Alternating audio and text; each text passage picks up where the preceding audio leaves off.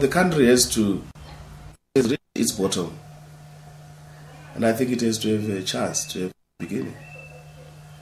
And that new beginning will set this country on a new direction.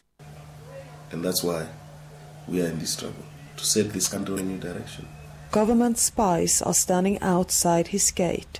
We hide our camera and can only stay a short while, or risk arrest by state security police. Even though the court declared him not guilty of treason last year, Morgan Tsvangirai never knows when he next will be arrested. And he has now decided to run his opposition party, MDC, in the elections next month, despite the threats against him and his followers. I'm not afraid, because there are people who have died, committed to this cause, committed to this struggle. Who am I as an individual to be afraid? If their sacrifice was for my freedom, why should I not pay the price for the freedom of others?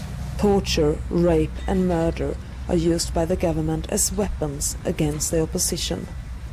Tsvangirai is the local chairman of the MDC. He has been attacked by the feared ruling youth militia on 4 separate occasions. I only knew that that was the end of my life. When I get out, that's when they attacked me and they left me in a pool of blood. After stabbing him in his head and back with a machete, the militia left him for dead. It was hit by a machete or a short axe, I don't know actually. We are meeting Tsvangirai in a so-called safe house. He is constantly on the run from security police. The political opposition in Zimbabwe are constantly forced to change location. They don't feel safe anywhere. Yeah, indeed, I'm afraid. Life is life. I must be afraid for my life. But would you still say that politics is worth its price? I think it's my democratic right. I'm a citizen. I have every right to be engaged. I must participate in politics. Why not? The symbol of ZANU-PF, the ruling party, overlooks the capital Harare. The rooster has the country in an iron grip. And it's not only the politicians who are endangered in Robert Mugabe's Zimbabwe. 5 years ago, there were 4,000 white farmers in Zimbabwe. Today, only a couple of hundred remain. The rest has been chased from the land, abused and murdered by the regime. Or some diesel equipment, tanks. This is what is left today.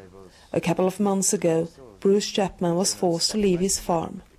We are now filming in secret at the place he has taken refuge. You always think that you might be a lucky one, that you might survive. Well, it never happened. I mean, I just become another number, isn't it? I mean, there's been thousands of people who haven't survived. I was the proudest thing in my life. It was a beautiful farm.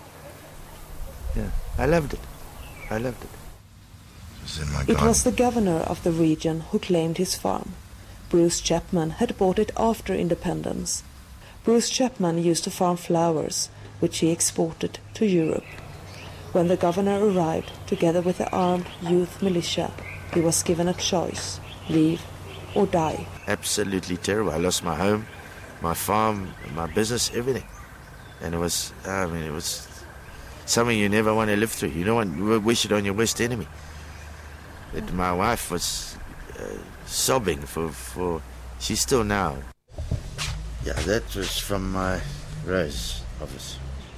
All the other equipment, the furniture, the computer, I had to leave.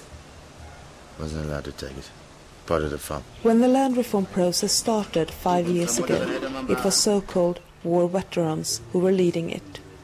They, the landless people, were told they would get the prime agricultural land, which was still predominantly owned by whites. Today, the war veterans, are themselves chased away from the farms, as political allies of the president are claiming farm after farm. The majority of the farms are now used as weekend resorts by the ruling elite. It's sad, it's criminal. But that's what they want. They want all the land, they must take, that's fine. but then use it. Grow the crops. Do the job. We have travelled mile after mile through the country and seen no cultivation.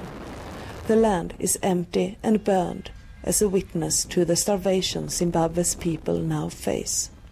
This is today's Zimbabwe, once known as the breadbasket of Africa. This is in a country that went beyond food sufficiency. We were feeding the greater part of southern Africa. Our production levels on all food crops were to the extent that we were gross exporters. Without doubt, say the poor are getting poorer and the rich are definitely getting richer. Looking at the cars around, there's some people doing very, very well, but the vast majority of the people are poor. Even though poverty is increasing, the country refuses help from the international community. Many observers are reporting that food is now used as a political tool for the upcoming election. Vote for the government, or you'll starve. Despite their participation, the opposition is already claiming that electoral rigging is too widespread to guarantee a fair result next month. This government cannot run a free and fair election.